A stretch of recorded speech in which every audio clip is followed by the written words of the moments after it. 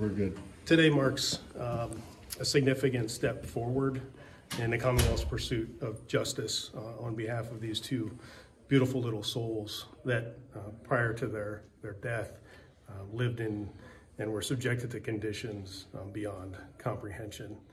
It goes without saying that we would not be here today but for the tremendous dogged efforts of children and youth that really pursued this initially before engaging the services of law enforcement and Old Lycoming specifically.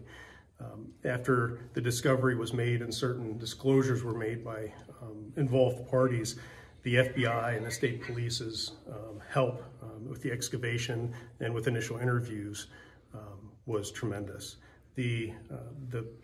Really the bulk of this investigation fell on the shoulders of Detective Robert Mosteller of the Old Lycoming Police Department, as well as Steve Siraj, who was a detective for the District Attorney's Office. We wouldn't be standing here today if it wasn't for the countless hours that they put in regarding interviews, evidence collection and analysis, etc. Due to the ongoing nature of this investigation, it is not complete by any stretch.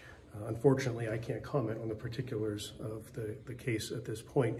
The affidavit speaks for itself, and I know that you were all provided with a copy very recently, probably have not had an opportunity to review it. This is a capital case. The death penalty will be pursued against Marie Snyder and Echo Butler. Just glancing at this paperwork, this is some of the worst abuse that I've read about. Talk about that.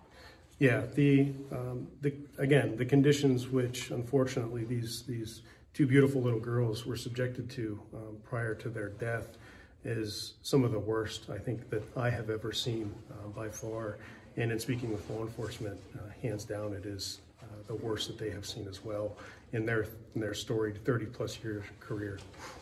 You mentioned the investigation isn't over yet. Do you fully expect more charges for someone else, other people, or what do you think?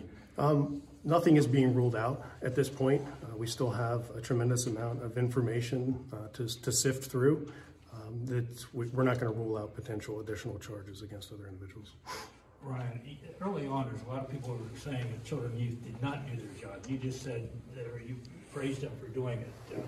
Can you explain that at all? I mean, people feel that there was nothing, they didn't do anything to prevent this.